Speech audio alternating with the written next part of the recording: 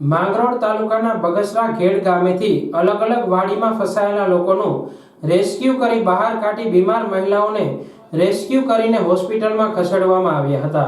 છેલ્લા દિવસોથી માંગરોળ પંથકમાં તેમજ ઉપરવાસમાં ભારે વરસાદને કારણે માંગરોળ ઘેડ પંથકના ગામોમાં જળબંબાકાર થયો છે અને ઘેડ પંથકના અનેક ગામો સંપર્ક વિહોણા બન્યા છે। ત્યારે માંગરોળ બગસરા ઘેડ ગામે બે વૃદ્ધો પોતાની વાડીમાં ફસાયેલા હતા। તેમને એનડીઆરએફની ટીમ દ્વારા રેસ્ક્યુ કરી ગામના સલામત જગ્યાએ ખસેડવામાં આવ્યા હતા। जय हिंद। मैं इंस्पेक्टर कैलाश बातम 6 एनडीआरएफ बड़ौदा। हमारी 30 रेस्क्यूअर की टीमें जूनागढ़ डिस्ट्रिक्ट के केसौद में मानसून ड्यूटी हेतु तैनात है। आज सुबह डीएम सर के द्वारा एक निर्देश प्राप्त हुआ और हमें फ़ोन करके एसडीएम केसौद ने बताया कि घेड़ बगसरा में हमें लो लाइन एरिया विजिट करना है। हमारे साथ टीडीओ साहब आए थे, उनके साथ और प्रशासनिक अधिकारी आए थे और लो लाइन एरिया विजिट के दौरान बगसरा गांव के आउटर में जो कि चारों तरफ से पानी भरा हुआ है और करंट भी है पानी में, कई किलोमीटर तक पानी का बहाव है। उसमें एक बुजुर्ग दाम्पत्य जिसमें एक 70 वर्षीय बुजुर्ग थे, 62 वर्षीय महिलाएं थी, वो खेती के एक छोटे से रूम में, खेती के पास जो छोटा रूम बना था उसमें फंसे हुए थे। उनको वहाँ से हमने रेस्क्यू किया, रेस्क्यू करके सफलतापूर्वक उनको शिफ्ट किया गांव में। और फिर बगसरा गांव से एक सीरियस इलनेस महिला और उनके परिवार के अन्य 3 सदस्य, जिसमें एक महिला 2 पुरुषों को, टोटल 4 को हमने रेस्क्यू किया है।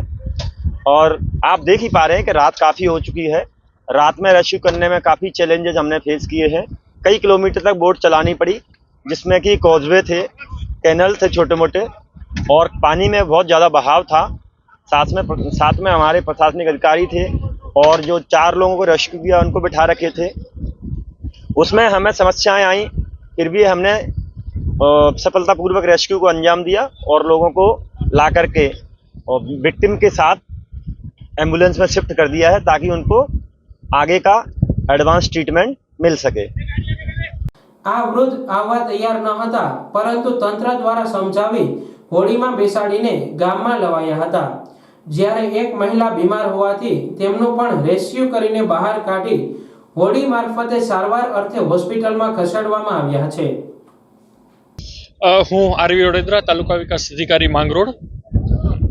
આજરોજ માન્ય કલેક્ટર સાહેબ, માન્ય જિલ્લા વિકાસ અધિકારી સાહેબ, એસપી સાહેબ અને જિલ્લા વહીવટી તંત્ર દ્વારા જે સતત મોનિટરિંગ કરવામાં આવી રહ્યું છે એના ભાગરૂપે આજ માંગરોળ તાલુકામાં જે ઘેડ વિસ્તારના ગામો છે જે અને નીચાણવાળા વિસ્તારો છે એમની અંદર આજે એનડીઆરએફની ટીમ અને અમારા તાલુકા પંચાયતના પ્રમુખશ્રી પણ સાથે છે। એમની સાથે અમે આજે આ વિસ્તારની મુલાકાત લીધી।